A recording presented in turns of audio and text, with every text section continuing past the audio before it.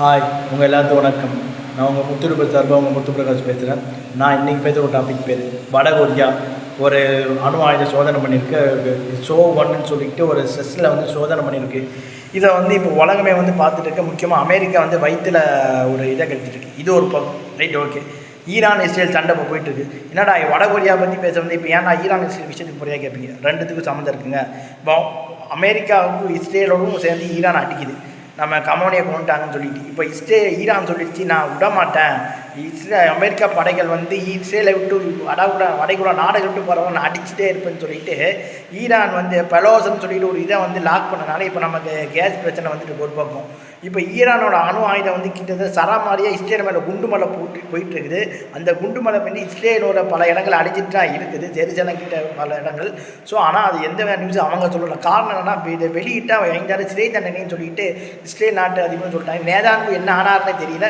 அந்த அளவுக்கு அவர் பேட்டி எதுவும் கொடுக்கறது இல்லை. ரைட். ஓகே, இது இப்போ போயிட்டு இருக்குது. இப்போ இஸ்ரேல் வந்து கிட்டே இருக்கக்கூடிய ட்ரோனும் நம்ம கேள்விப்பட்டிருக்கோம். அதாவது மேலே பாம்பு போட்ட வானத்திலே போய் அடிக்கக்கூடிய அந்த ஏர் ட்ரோன்பாங்க. அதே பார்த்தீங்கன்னா அதால் கூட ஒன்றும் பண்ண முடியல. அவங்க ஈரான் அனுப்புகிற ஒரு ராக்கெட் மாதிரி அனுப்புகிறாங்க. அதில் பல சின்ன ரேஞ்சர் மாதிரி இருக்கனால பல சின்ன பாம்பெல்லாம் கீழே வந்து இஸ்ரேலை பயங்கர டேமேஜ் பண்ணுது. ஸோ இதனால் இஸ்ரேலால் தாக்கு பிடிக்க முடியல. அவங்க வச்சுருக்கக்கூடிய அந்த அயன் ட்ரோனாலே அதை தாக்கு பிடிக்க முடியல. ஸோ இதனால் வந்து இஸ்ரேலில் பல இடங்கள் வந்து டேமேஜ் ஆகிட்டே இருக்குது. ஏவுகணைகளை விட்டு குண்டு இல்லாமல் பண்ணிகிட்டு இருக்கிறாங்க. ரன் பவரை தூக்கணும்னு அமெரிக்க அதிபர்கள் அமெரிக்க மக்களை விரும்புகிறாங்க. ஏன்னா அந்தளவுக்கு அவருடைய ஆணவம் உச்சத்துக்கு போயிட்டு இருக்குன்னு ஒரு பக்கம் பேச்சு. சரி, இப்போது இந்த பக்கம் நம்ம விஷயத்துக்கு வருவோம். நம்ம வடகொரியா பற்றி பேசினீங்கடா, அதுக்கும் இதுக்கு என்னடா முடிச்சு போடுறோன்னு நீங்கள் கேட்பீங்க. வடகொரியா இப்போ என்னென்னா வச்சுக்கக்கூடிய ஒரு உலகத்திலே பவர்ஃபுல்லான ஒரு ஆயுதம் என்ன வச்சுருக்குன்னா வடகொரியா. இது ரொம்ப சின்ன நாடு, அமெரிக்காவோட சின்ன நாடு. நம்ம தமிழ்நாட்டில் ஒரு 1/4 பங்கு இருக்குன்னு வச்சுக்கோங்களேன். அப்படிப்பட்ட ஒரு நாடு 24 மணி நேரம், அதாவது பில்லாபுரத்தில் அஜித் அவர்கள் சொல்லுவார் ஒரு வசனம், நான் என்னுடைய வாழ்க்கையில் ஒவ்வொரு நிமிஷமும் ஒவ்வொரு நொடி நானாக செதுக்குன்னு இருப்பாங்க. அப்படி மாதிரி வடகொரியா ஒவ்வொரு நாளும் அமெரிக்கா அட்டாக் பண்ண என்ன பண்ணலாம் ஏது பண்ணலான்னு தெரிவித்திருக்க நாடு தான் ஈரானும் சரி, இந்த வடகொரியாவும் சரி.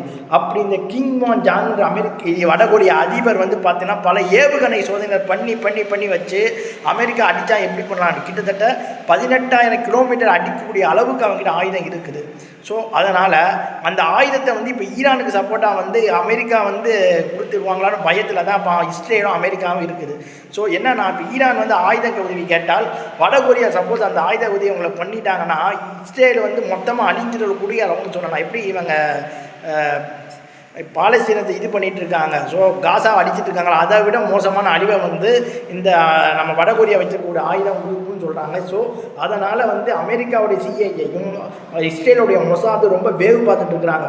அதாவது வடகொரியா வழியாக வந்து ஈரானுக்கு ஆயுதம் போயிடக்கூடாதுன்னு சொல்லிட்டு கடற்கரை பகுதியும் சரி விமானத்தையும் சரி வேவு பார்த்துட்டு இருக்கிறாங்களா. ஸோ அந்த அளவுக்கு வந்து ஒரு பவர்ஃபுல்லான வெப்பன் பார்த்தோன்னா வடகொரியா தான் வச்சு கிம் ஜாங் ஆக்சுவலாக அமெரிக்காவே வந்து அவர் மேலே கை வைக்க வைப்பாங்க. இவ்வளோ பிரச்சனையும் டொனால்ட் ட்ரம்ப்பும் சரி, அவர் முன்னாடி இந்த ஜோ பைடனும் சரி வடகொரியா பக்கமே போக மாட்டாங்க. ஏன்னா அப்பேற்பட்ட ஒரு இது அவர் வந்து பாம்பு போட்டு போயிட்டே இருப்பார். அமெரிக்கா பொதுமக்கள் சாகனா அவர் பார்க்க மாட்டார்.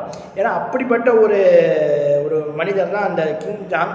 ஸோ அதனால் வந்து அவர்கிட்ட வந்து வாலாட்ட முடியாது யாராலையும். சரி, அந்த அளவுக்கு ஒரு பவர்ஃபுல்லான இராணுவ கட்டமைப்பு வந்து வடகொரியாவில் வந்து உருவாக்கிட்டு இருக்காரு அந்த கிம் ஜாங்.